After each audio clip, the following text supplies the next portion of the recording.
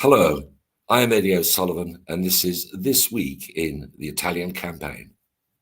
In This Week in the Italian Campaign, brought to you by the Freedom for Italy Network, preliminary planning for Operation Diadem, with my guest, Frank de Planta. On the 27th of March, Palmiro Togliatti, Secretary of the Italian Communist Party, returned to Italy from the Soviet Union after 18 years of exile. The next day, he sent a telegram from Salerno to party members announcing a new policy. It called for collaboration with bourgeois parties and the constitution of a government of national unity. It postponed choosing between monarchy and a republic until after the war. Planning for a major offensive against the Gustav Line involving both General Mark's Fifth Army and the bulk of the Eighth Army commanded by General Oliver Leese had been ordered on the 28th of February. It was named Operation Diadem. Commander-in-Chief in Italy, General Alexander, was aware that Operation Overlord, Allied landings in Normandy, was scheduled for May. He wanted to launch a major attack 15 to 21 days beforehand to push the Germans back and destroy formations so that they would have to be replaced from elsewhere. This would require 3-to-1 superiority in artillery and a total of more than 28 divisions. A comprehensive change in Allied arrangements began soon after the end of the Third Battle of Cassino. On the 26th of March, the New Zealand Corps, which had suffered more than 4,000 casualties in the battle, was disbanded. That day, the boundary between the 5th and 8th Armies was shifted to the south. The 5th was allocated a 15-mile sector from the Tyrrhenian Sea to the Liri Valley. The rest of the front across the Apennines to the Adriatic was allocated to the 8th Army, and its headquarters was moved to west of the Apennines. All British formations, apart from those in Anzio in 6th Corps, were now under a British command. The largest 8th Army formation was 13 Corps, commanded by General Sidney Kirkman. It included Britain's 4th Infantry Division, which was transferred from the 5th Army on the 26th of March, and 78th Infantry Division, which had been part of the New Zealand Corps in the Third Battle of Cassino. The Corps' other formations were the 8th Indian Division, the 6th Armoured Division, and the 1st Canadian Armoured Brigade, which had been transferred into 13 Corps from the Canadian Corps in February. The 78th Division was deployed into the line in and around Cassino. The 6th Battalion of the Royal West Kents of its 36th Brigade relieved the Essex Regiment at Castle Hill. The brigade was also responsible for Cassino Station, while 11th Brigade moved up to high points north of the town. The 38th Irish Brigade was to replace the French Expeditionary Corps at and around Monte Castellone and Phantom Ridge.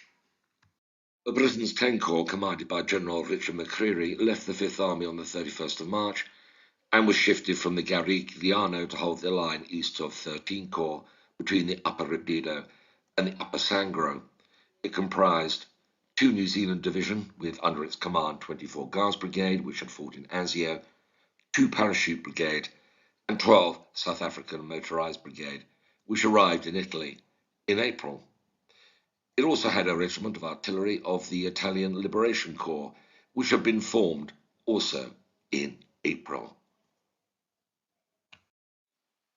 The French Expeditionary Corps, commanded by General Join, was moved from the mountains north of Cassino that it had captured in January.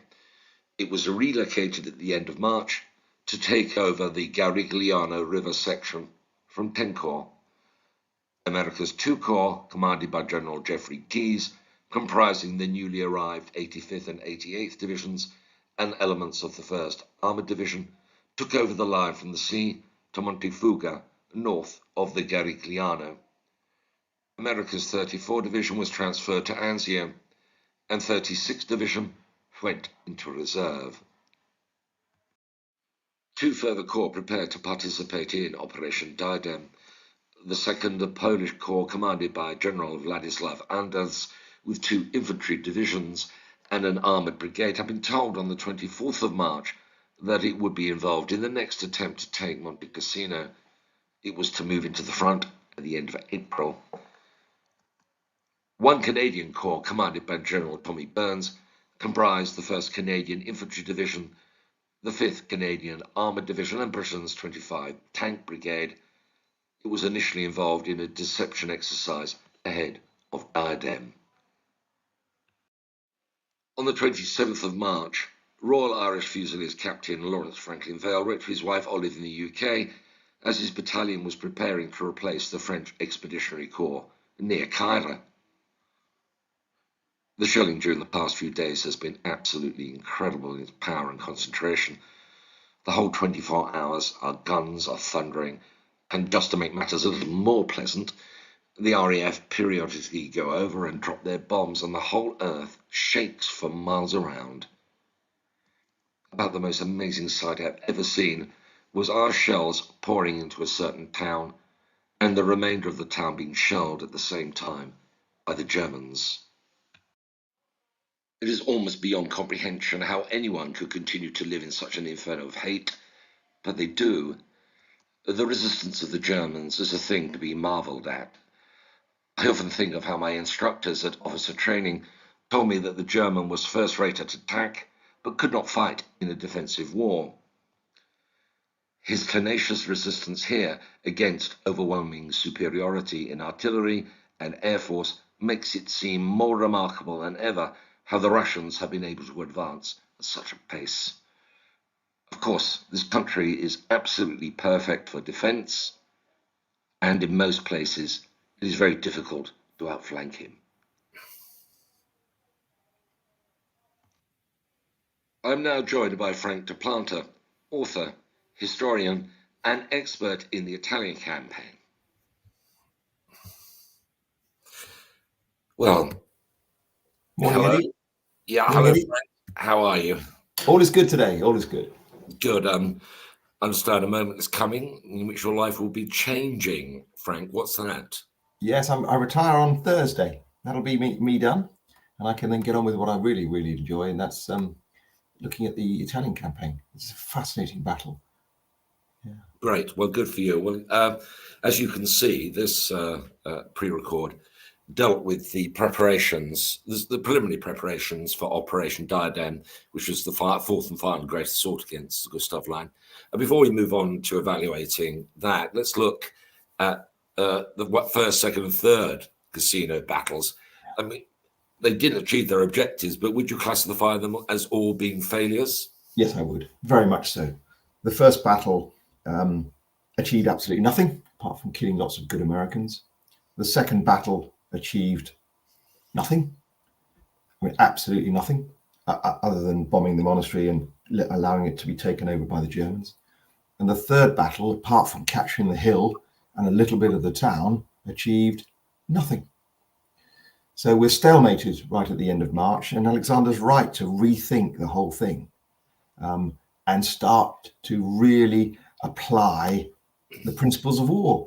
The first one being concentration of force. He needs to bring his firepower to a single point, and he's starting to do that in the operation you're going to describe, which is Operation Diadem. Yes, we've discussed elements of the strategic element. The whole point of this, the three previous battles, was to capture Rome, and that was was even strategic, but it was a high-level political objective. Yes, it had absolutely no military value whatsoever. It was entirely a political decision, and the benefit would be political in the sense of knocking out one of the three corners of the Axis powers. But militarily, it would make not a scrap of difference. Okay, and then what about you said the concentration question? I mean, it's obvious in hindsight, but wasn't it obvious then? Actually, to be fair, it wasn't obvious. On February the 9th, at an army conference, Alexander considered regrouping, and he writes this in his diary, considered regrouping absolutely vital to bring all our strength to bear at the critical point.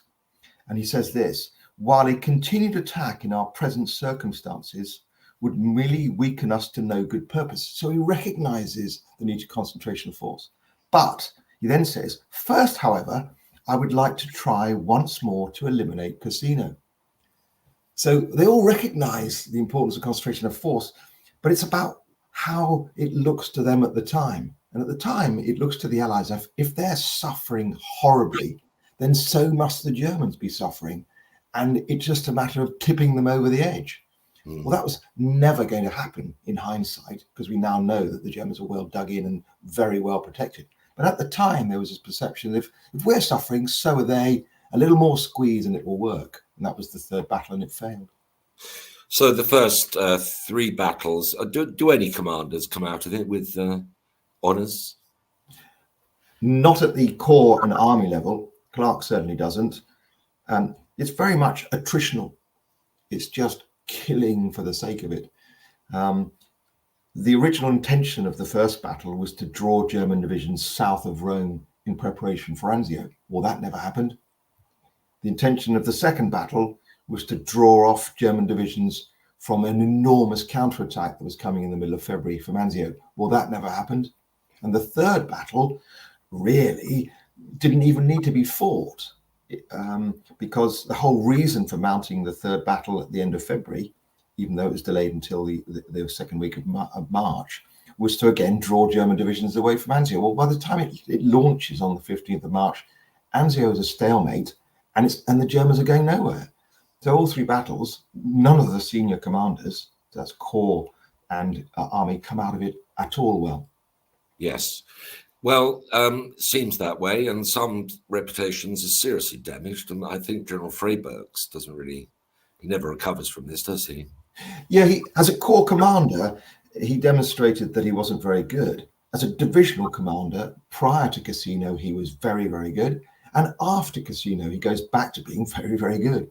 It was the Peter principle, really. He was promoted one level above his level of ability, and he did not shine. But as you can see, now we're looking ahead to the Diadem operation, and so we can see Alexander was anticipating at this point, that's the end of March, or a bit earlier than that, actually. Yes, in March, that Operation Overlord will be taking place in May. He's saying that's what they were thinking about at that point, even though Overlord, as we know, Overlord didn't take place until June. So he was, the thinking was they wanted something up to 3 weeks. They wanted to launch Diadem 3 weeks before Overlord. So then May came into the picture from a data point of view. So and General Harding, Major General Harding, who was Alexander's planner, people say that Diadem, the plan for Operation Diadem, was his. Is that? It was, very much so. Alexander was a bright chap, but Harding was the brains behind Operation Diadem. As Chief of Staff, his job is to come up with a plan that meets Alexander's strategic concept. And Alexander had three things that he wanted to sort out. Firstly, he wanted to destroy the right wing of the German 10th Army. And your map very clearly showed that. The right wing being the Cassino end of the Gustav Line, the left wing being the Sangro end. So he wanted to destroy the mass of the German force that was parked at Cassino, 14th Panzer Corps. Secondly, he wanted to drive the 14th Army that again you showed on your map, the one that's blocking in Anzio. He wanted to drive them north of Rome. And thirdly, he wanted to then pursue the Germans all the way to the Rimini-Pisa line and get there as quickly as possible so that they didn't have a chance to build or complete the building of the massive Gothic line. So three parts: destroy the German 10th Army on the right wing, push back the 14th Army from Anzio, and then drive like Billy-O for the Rimini-Pisa line.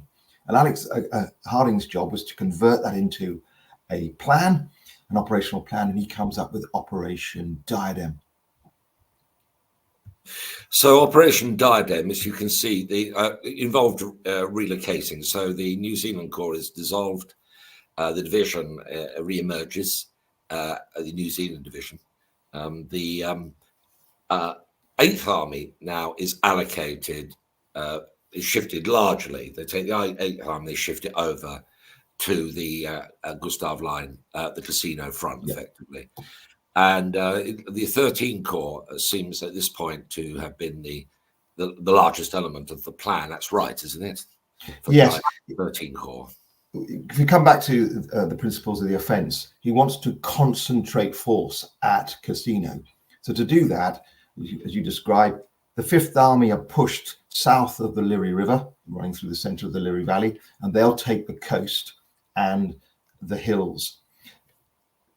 13 British Corps will come into the valley.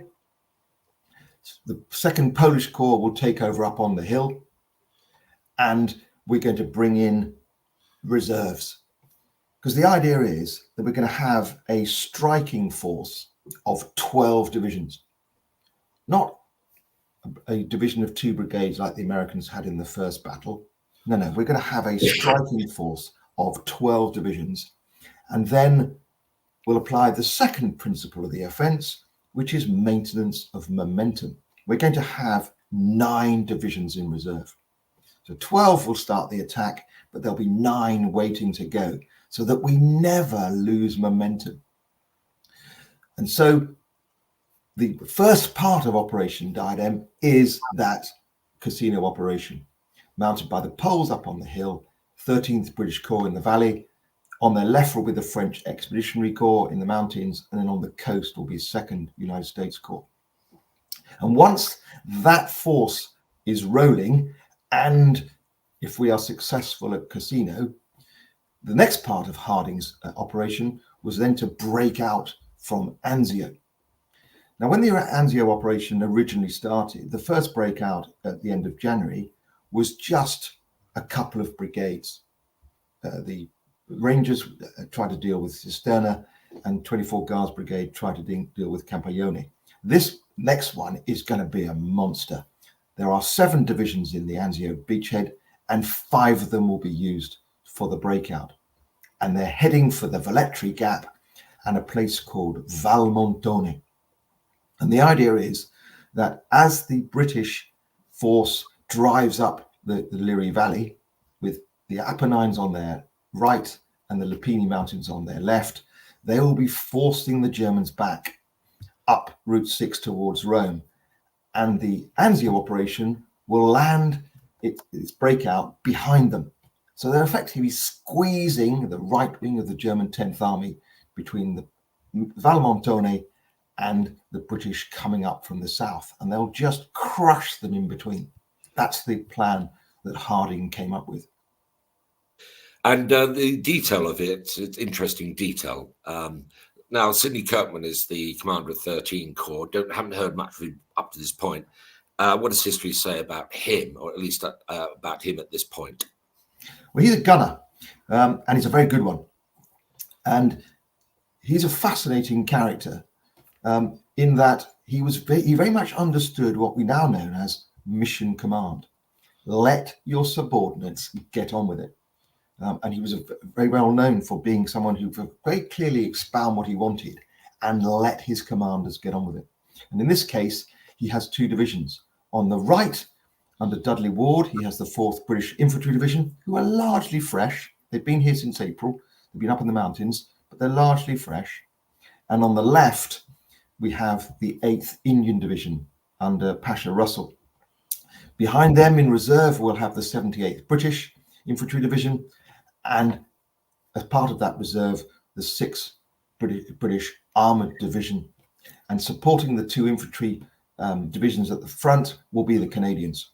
So on the left, the Canadian Brigade of tanks will support the Indians. On the right, one of the brigades from the 6th Armoured Division will support the 4th British. So we're going to have infantry, armour, guns, engineers, air. The whole thing is going to be proper all-arms battle, which is not what we saw in the 1st, 2nd and 3rd battles, where we just saw a little bit of artillery, some infantry, no air, and very little armour. It's a completely different battle.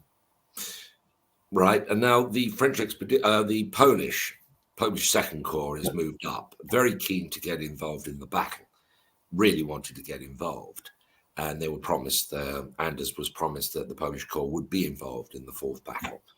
And how was their role seen by the commanders? Because they were given the most unpleasant task of all, I think, which is they were. But as Macmillan, the minister at the time, who went on to be our prime minister, he described the Polish Corps not as a corps, but as a crusade. They're here to kill Germans, and that's what they want to do. And once they've dealt with the Germans, they can move on to the ones they really hate, which are the Russians. So the Polish Corps is given that task because they want to get into the fight. And they're given 2 ridges, Snake's Head Ridge, which will run into the vital ground of 593, the most important piece of ground in the whole area, and on the further to the north, Col St. Angelo, which will be another divisional task. Because the whole problem with the casino feature is that there are so many heights, and each height is dominated by Germans, that the only way you're going to dominate that feature is to smother the thing all at the same time. And if you want to smother Germans, you need lots and lots and lots of manpower, which is why the Poles are committing 2 entire infantry divisions to this task. Well, at the time, I know that the commander, in his memoirs, Commander of Irish Brigade, Pat Scott, wrote, he was asked by General Keatley, 78th Division Commander, what was the Irish Brigade's plan for taking the monastery? Because in April, the Irish Brigade had been put up in Castelloni and replaced the French. And Scott said the Irish Brigade proposal is that someone else should do it. And so I think Pat Scott recognized, given that the Americans had attempted and failed, the Indian division had twice attempted and failed to take the Abbey and the high points you mentioned, that this was going to be a killing ground, and he didn't want any party of it. Is there a suspicion that the high command thought, well, nobody wants to do it, let's put the Poles in, they're gung-ho, but it looked a bit suicidal. Is that wrong? No, it was. Right. Anders acknowledged that it was going to be a very, very difficult task because there are so many high points. If you want to take high point A, you attack it, but you're being fired on by high point B, C, D, E, F, and G. So the only way you can take A is to smother all the other high points at the same time so they can't defend A. And the only way you can do that is to allocate enormous number of troops to do it, and enormous number of troops who are willing to do this thing. That's the thing. The British were willing to do it, but they never really had the freshness of force to be able to do it. The Poles arrived in December and they had a few skirmishes on the other side of the hill on the Sangro, but this is their big one. They're full, they're energized, and they're desperate to kill Germans. Yeah. Why not let them do it? Yeah, and we'll come to that story in due course. And it's a heartrending one for the Polish Corps because the casualties are absolutely devastating. Now, they were devastating, but interesting enough, actually, Eddie, the Polish Corps suffered more casualties than any other corps in the whole of the Italian campaign. But the funny thing about the Polish Corps was that as they went north, as everyone else was getting smaller and smaller and smaller and running out of soldiers, the Polish Corps actually got bigger because as it bumped into a German, it would say, "Are you a Western Pole?" And if the answer was yes, join us. If you're not, you get a bullet in the back of the head. So as they moved north, they gathered more and more Western Poles that had been captured by the Germans and turned into German army in 1939. So the Polish Corps was stronger at the end than it was at the beginning. Fascinating account, isn't it? Now my father recalls, because he was there, that they did regularly come across apparently German soldiers who were Polish speaking. But they were German. They were classified as German. Greater Germany, yeah. And therefore subject to conscription. And they were fighting for the German army, even though they were the Poles. So now let's look at the great unsung heroes of the Casino battle. Everybody's not favourite army, which is the French Expeditionary Corps. Right from the beginning, General Clark had a very good relationship with General Joanne, and they come across in his diaries. General Clark, 5th Army Commander, is kind of rude about everybody, almost. He's rude about Alexander, he's rude about Freyberg, very rude about Freyberg. He's generally rude about the British, a bit difficult. But with Joanne, it's sort of all wine and roses there. So there's a good personal relationship between Joanne and Clark, but there's also a higher, Clark did have a very high opinion of the French Corps. Tell us about the French Expeditionary Corps at this point, the expectations, and in the end, how they performed. General Join was a 4-star general, and he agreed to drop down to being a 3-star general to come under command of Mark Wayne Clark. He was as hard as nails. He was a First World War veteran with a very dodgy saluting right arm, and he smoked like a chimney wherever he went. There was a puff of smoke. But he was very credible because he commanded effectively the French Foreign Army. So he recruited largely from the Maghreb, so the Atlas Mountains, Moroccans, Algerians, Tunisians, and they'd been at war a lot in the time pre Second World War, trying to put down mutinies in French Maghreb. So he arrives with a lot of credibility, except that he's a French loser because the French got well and truly whooped by the Germans in 1940. So Clark has an awful lot of respect for him, but in the early days of having them under command, they were still seen as, well, you know, it's all a bit loosey, really. It's only really at the Fourth Battle of Cassino, which, if we're honest, was broken by the French. They get through the German lines first, that Clark starts to realize, actually, Join's bloody good.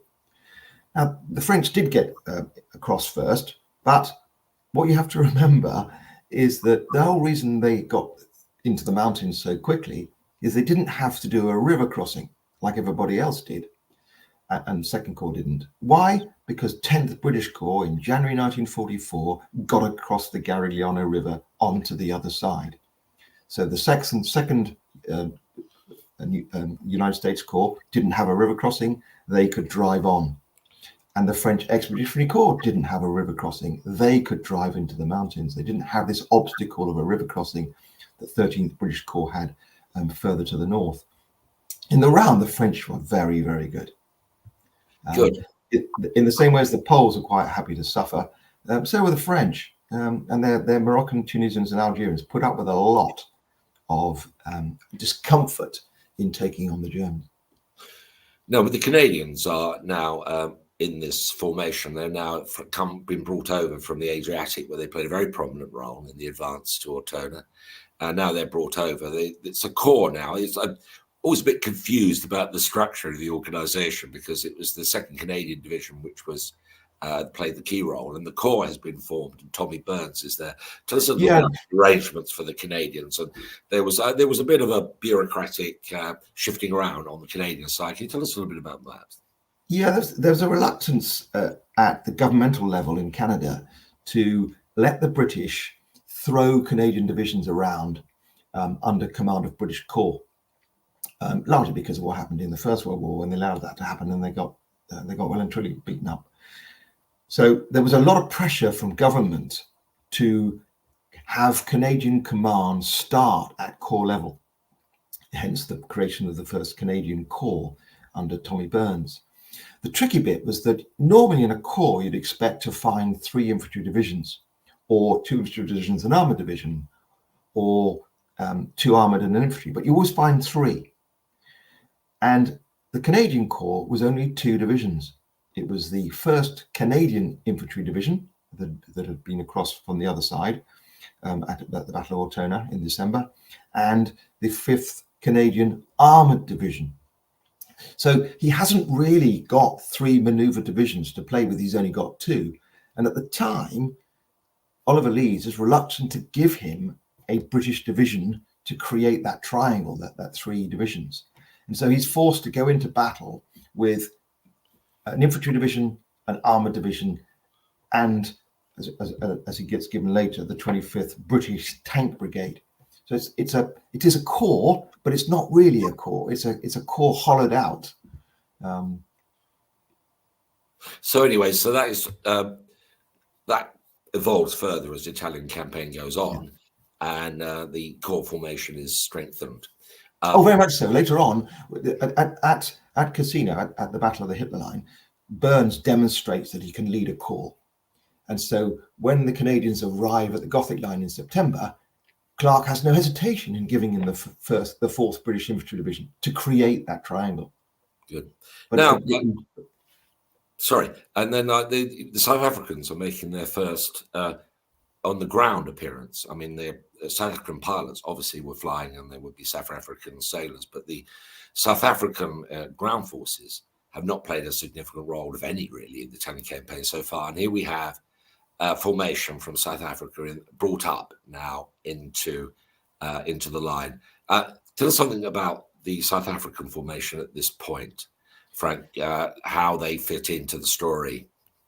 Well, we're bringing in the 6th South African Armoured Division, not to be confused with the 6th British Armoured Division. So the 6th South African Armoured Division is commanded by General Poole. They're short of infantry, but they've got plenty of armour. And they're being brought in as strategic reserve. So 13th British Corps will attack, the 2nd Polish Corps will attack. In reserve will be the Canadians, and behind them in strategic reserve will be the 6th South African Armoured Division. Untouched so far, but clearly capable. The tricky bit with the South Africans, interestingly enough, is that the South Africans themselves, as in the people of South Africa, a lot of them objected to allowing the army to be in Italy, let alone supporting the British. So there was a lot of confusion back home and a lot of resentment amongst particularly Boer South Africans of the presence of a South African formation in Italy fighting alongside the British. And the other thing that the South Africans were faced with is they had a lot of volunteers, and not everybody could be part of the South African division. So a lot of South African Union Defence Force, as they were called, officers particularly, joined the British Army. And it's no accident that within 13 Corps, one of the river crossings is going to be run by the 2nd, 4th Hampshires. And the 2 river crossings, X and Y, are commanded by young South African officers, both of whom get a military cross. Because peppered throughout the British Army, because we're short of manpower, we've got lots and lots and lots of Union Defence Force officers who can't be employed in 6th South African because we just haven't got enough people posts to fill. And the South African Union Defence Force in the casino line, this was 100% white, wasn't it? Were there yes, very much so. Oh, yes. What they called them native or coloured. The verbiage used by the Allied forces or the British Army or that UDF was that they were native forces and they were coloured troops. So everybody's white. Everybody's white in the fighting arms. So that's combat and combat support. In the combat service support, so that's the supply side, there were lots and lots of coloured. Basutus, West Africans, East Africans, because they were doing the humping and dumping, particularly supply dumps, moving mules up, that sort of thing. Well, the interesting thing is that the African National Congress, which was the political movement trying to get emancipation for the non-white population of South Africa, it actually supported the Allied cause. It actually supported the Allied cause, which makes it a little different from the Indian National Congress, who are very ambivalent. Of course, who went against, yes. So last week I met the South African military attaché, the colonel, and she's very interested in the whole period.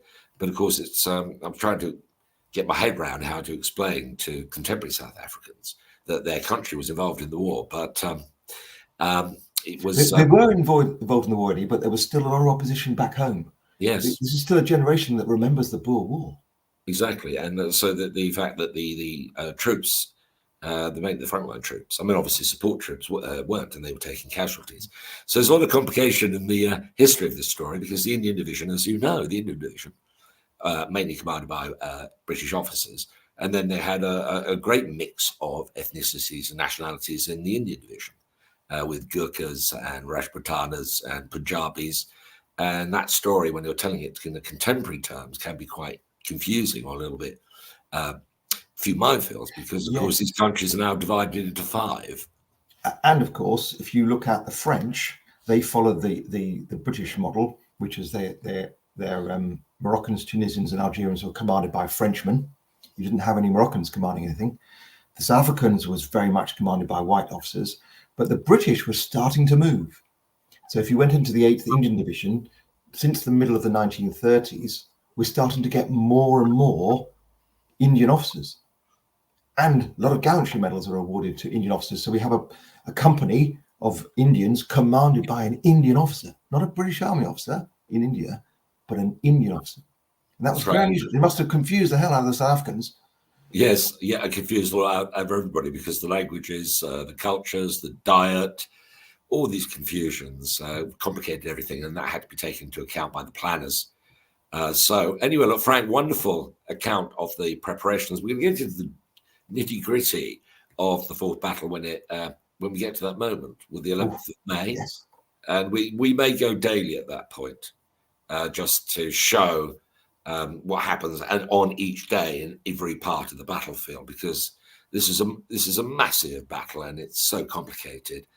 So I think we'll take that route. But Frank, don't go. But can I just say to you, thank you very much for providing another brilliant insight into what's happened in the Italian campaign 80 years ago today. So don't go away. I will be back after I shut down. But first, before we get to that point, I just want to say thank you for joining us this week. We'll be back next week with another episode of This Week in the Italian Campaign. So until then, goodbye, good luck, and may God bless you all.